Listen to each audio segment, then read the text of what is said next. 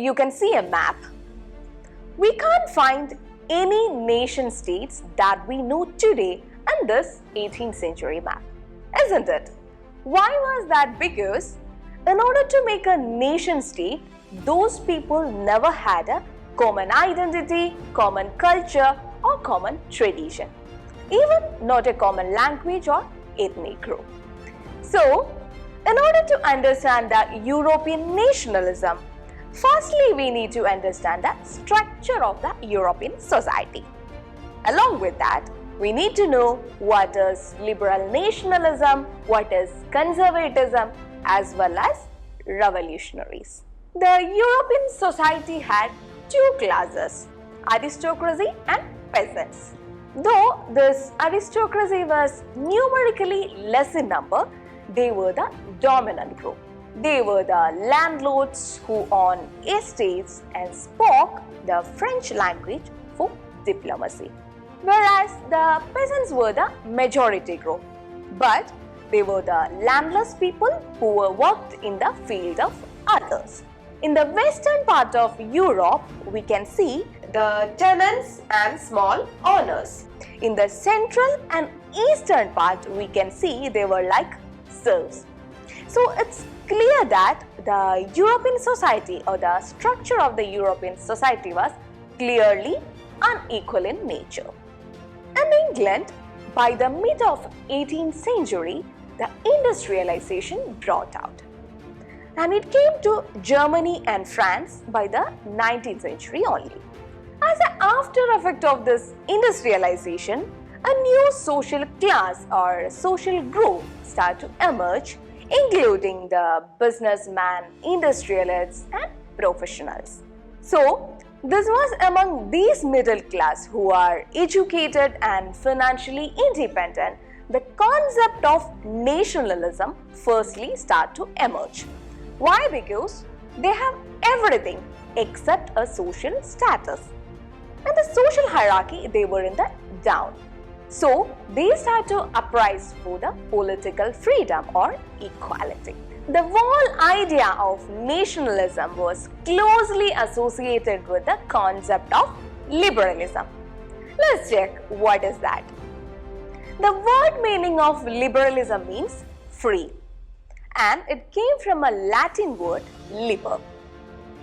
As far as the newly emerged middle class is concerned, the liberalism is all about individual freedom, equality before law, government by consent and freedom of market. In the political sphere, we know that under the Napoleonic Code, the equality before law was enforced.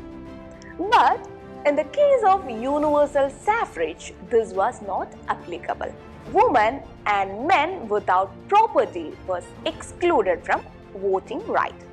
So, throughout the 19th century and the beginning of the 20th century, both these women and non-propertied men were uprised and organized together for political freedom. Whereas in the economic context, it was about the freedom of market and abolition of state-to-state custom duties. Different countries had different weight and measures, isn't it? So, this created a natural obstacle in the exchange of goods, along with a high amount of custom duties. So, as a result of their demand in order to remove the hurdles in the economic exchange, a new custom unit got started or formed named soldiery. And this was formed in the year 1834, and this union banned the tariff barriers and reduced the number of currencies from over 30 to 2. In between all this were happening, in the year 1850, the European powers like Russia, Prussia, Austria and Britain collectively defeated Napoleon Bonaparte in the Battle of Waterloo. Following to his defeat, a new political philosophy started to emerge among the European government by having focus on the traditional values and ideas of opposition to change. And the spirit came to known as conservatism. And the conservatives believed that monarchy, social hierarchies, church, family and property, such like traditional institutions, need to be protected. And most of them were not ready to go back to the society prior to the revolutionary period. So, as a part of this, the European powers met at Vienna, and as a result of this, the Treaty of Vienna happened. It was a formal agreement of the Allied powers committing them to wage war against the Napoleon until he was defeated. The Treaty of Vienna of 1815 was with the objective of undoing most of the changes that happened in Europe with the coming of Napoleonic power. So, the very first thing done with the Treaty of Vienna was the power of Bourbon dynasty got restored in France. And in order to prevent the French expansion in future, a series of a number of states got set up in the boundaries of France. But the German Confederation of 39 states, they kept untouched. The basic idea of all this was to restore the monarchy that got overthrown by the Napoleon.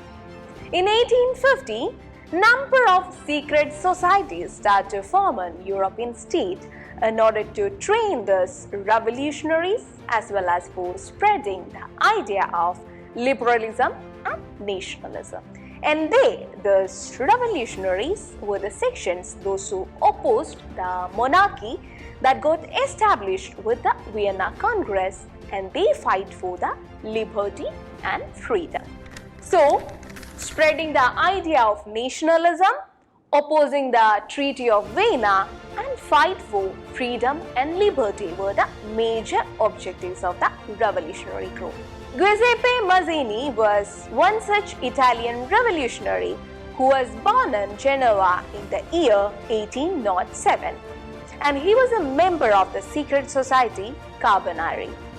He formed two secret societies named Young Italy and Young Europe. Young Italy was in Marseilles and Young Europe was in Bern. Many young-minded peoples from Poland, France, Italy and German states were included in this revolutionary group.